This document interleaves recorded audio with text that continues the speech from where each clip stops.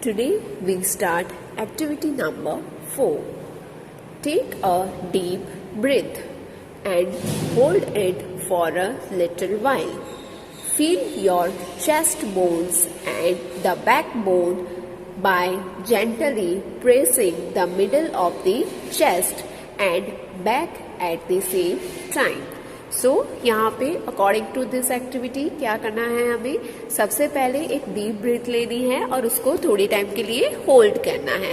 Then जब भी हम डीप ब्रेथ लेंगे तो उस टाइम पे क्या हो जाएगा, हमारी जो चेस्ट बोन है उसको हम अच्छे से फील कर पाएंगे. तो क्या करना है, हमें ब्रीथ को होल्ड करके at that time we need to feel the chest bone और बैकबोन. तो हम वो फील कैसे करेंगे, तो जो हमारा हाथ है with the help of hand, हम जो हमारा मिडिल पोर्शन है चेस्ट और बैक का, वहाँ पे थोड़ा सा जेंटली प्रेस करके उसको फील करेंगे. Count as many ribs in bracket bones of the chest as possible. तो यहाँ पे according to figure number 8.10 the rib cage is given. तो जब भी हम ब्रीथ को होल्ड करके वहाँ पे फील करने का ट्राई करेंगे तो यहाँ पे हमको जो फिगर में जो स्ट्रक्चर दिखाया गया है कुछ इस तरीके का स्ट्रक्चर हमें फील होगा. कहाँ पे, चेस्ट पोर्शन में. तो अभी हमको क्या करना है, ये जो बोन्स है ये बोन्स को हमें फील करके काउंट करने की ट्राई करनी है. Observe figure number 8.10 carefully and compare with what you feel of the chest bones. We see that the ribs are curiously bent. The joint, the chest bone and the backbone together to form a box. This is called the rib cage. यहाँ पे हमें क्या पता चलेगा, जब भी हम feel करेंगे तो यहाँ पे जो रिब केज है कुछ ऐसे फीलिंग आएगी. और यहाँ पे क्या लिखा गया है, they join the chest bone and the back bone together to form a box. तो यहाँ पे जो हमारा ये सेंटर वाला पोर्शन है वो क्या है, बैक बोन. तो ये कहाँ पे आता है, पीछे के साइड. और यहाँ पे ये जो आगे वाला पूरा पोर्शन है जहाँ पे ये सारे बोन्स है वो वाला पोर्शन कहाँ पे होगा, हमारे चेस्ट साइड पे. तो यहाँ पे हमको फिगर में से पता चल रहा है कि ये पूरा स्ट्रक्चर है वो जॉइंट है, कनेक्टेड है. और ये स्ट्रक्चर को क्या बोलते हैं, this structure is called as a rib cage. There are 12 ribs on each side of chest. Some important internal parts of our body lie protected inside this cage. यहाँ पे क्या बोला गया है, टोटल 12 रिब्स होते हैं each side of the chest. तो chest के ईच साइड कितने रिब्स होते हैं, 12 रिब्स होते हैं. और उसमें क्या होता है, हमारी बॉडी के जो इंटरनल पार्ट्स होते हैं वो ये रिब का केज है उसके अंदर प्रोटेक्टेड रहते हैं. Ask some friends to touch their toes without bending their knees. Starting from the neck, move your fingers downwards on the back of your friend. What you feel is the backbone.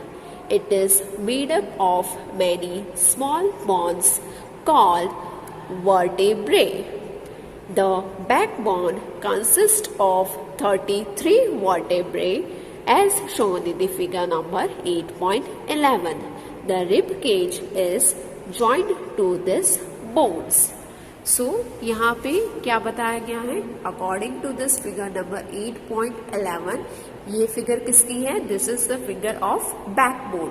तो यहाँ पे क्या बोला गया है, starting from नेक हम क्या करेंगे, यहाँ पे भी हम एक एक्टिविटी करेंगे. हमारा कोई भी फ्रेंड या तो हमारे फैमिली मेंबर में से हम क्या करेंगे, उसको बोलेंगे कि आपको क्या करना है, विदाउट बेंडिंग योर नीज आपके टोज को टच करना है. और उसके बाद क्या करना है, हमको जो उसकी बैक साइड है, बैक पोर्शन है, उस पे क्या करना है, हमारा हाथ है वो मूव करना है. और हमारी जो फिंगर्स है उसको अच्छे से मूव करनी है. कौन से डायरेक्शन में, टुवर्ड्स टू डाउनवर्ड.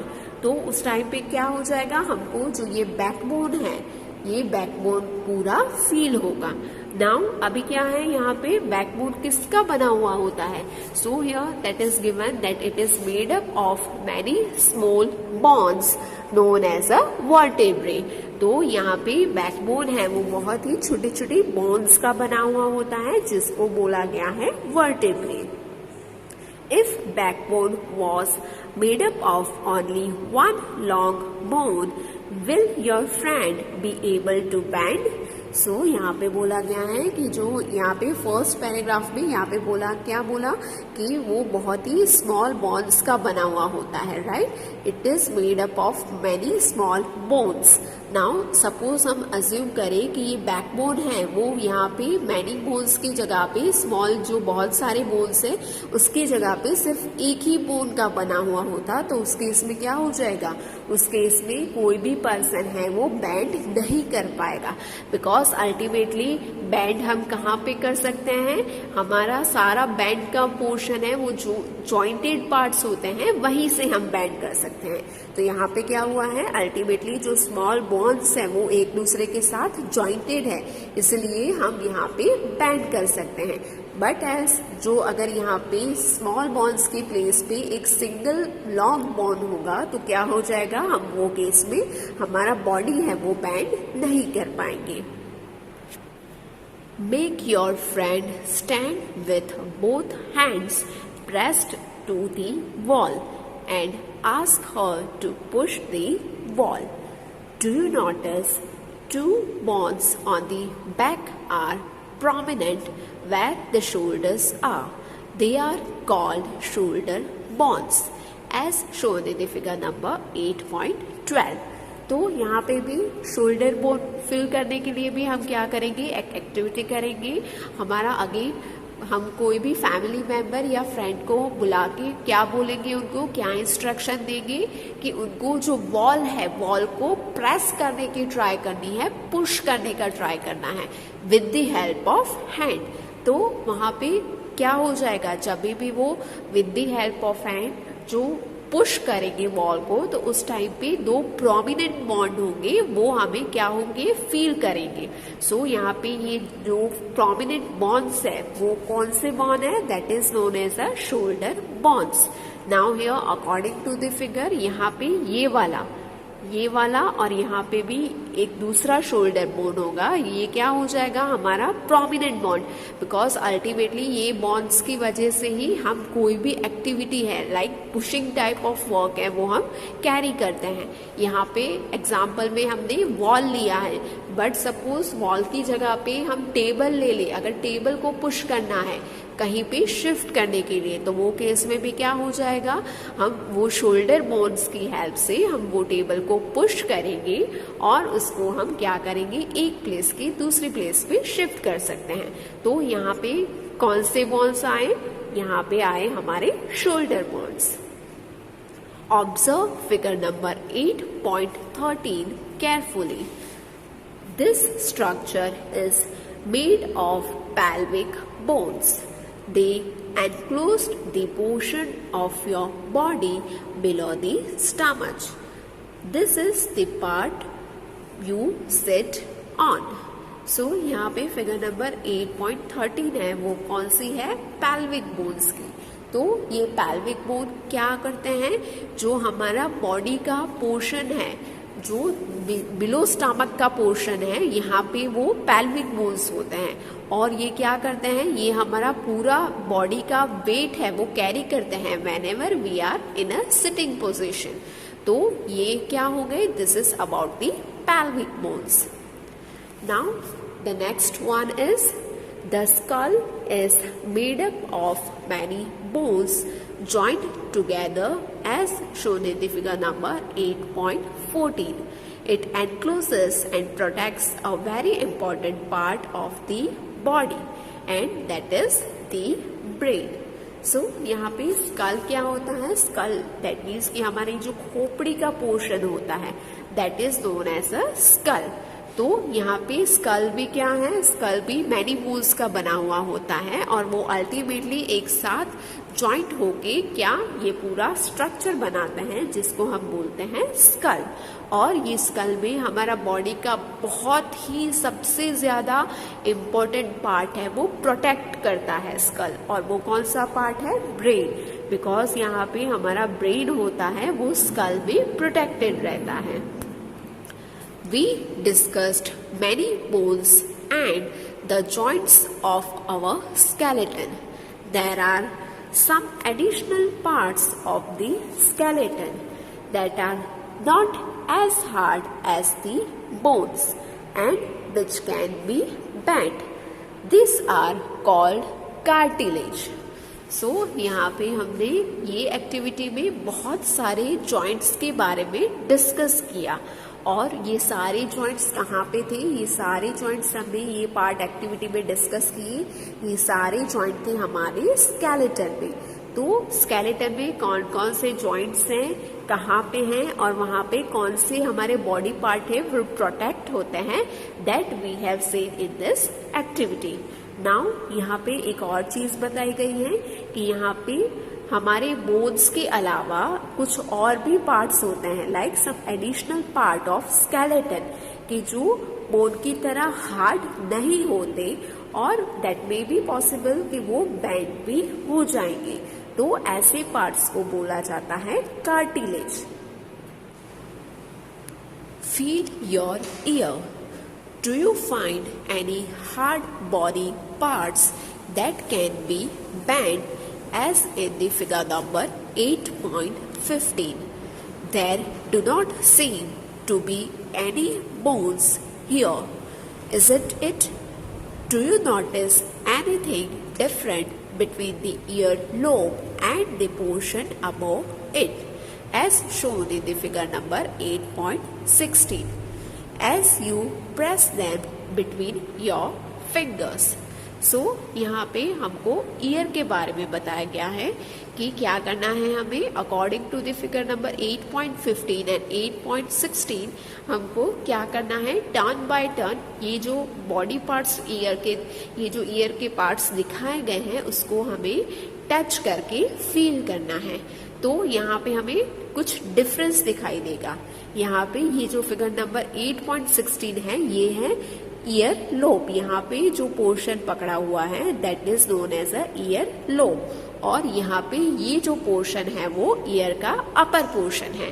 तो whenever we touch this both the portion, so at that time we will feel little bit of difference. क्या डिफरेंस फील करेंगे हम दोनों केस में? जो ईयर लोब है वहां पे हमको सॉफ्टनेस दिखाई देगी, फील होगी। बट वेरेस जो अपर पार्ट है, यहाँ पे अपर पार्ट ऑफ ईयर है, वहां पे क्या हो जाएगा, वहां पे हमको little bit of bone like structure feel होगा, या तो कुछ हार्ड शेप, हार्ड फीलिंग आएगी। यहाँ पे क्या हो जाएगा, यहाँ पे हार्ड फीलिंग आएगी, यहाँ पे सॉफ्ट फीलिंग आएगी। नाउ यहाँ पे 8.15 वाले पोर्शन में, अपर पोर्शन में जो हार्ड फीलिंग आएगी दैट डजंट मीन्स कि वहां पे बोन है।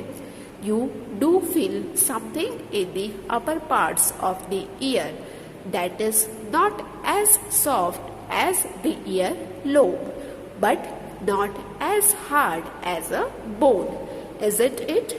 This is cartilage. Cartilage is also found in the joints of the body.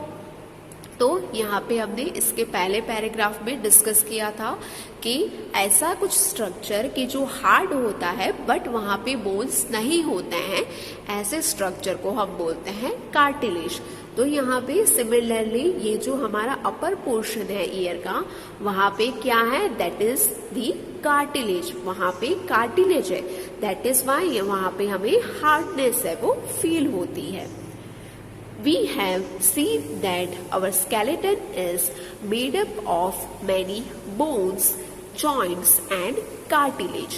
You could feel, bend and move many of them. Draw a neat figure of the skeleton in your notebook. सो यहाँ पे हमने जो पूरा skeleton discuss किया उसमें हमने बहुत सारे बोन्स, जॉइंट्स और कार्टिलेज के बारे में सीखा। तो ये सारे पार्ट्स है, बोन्स, जॉइंट्स एंड कार्टिलेज, वहाँ पे हम क्या कर सकते हैं, with the help of this parts we can bend और मूव आवर बॉडी पार्ट्स। तो आपको क्या करना है, ये जो स्केलेटन है उसकी अच्छी C neat and clean figure आपकी नोटबुक में ड्रॉ करनी है।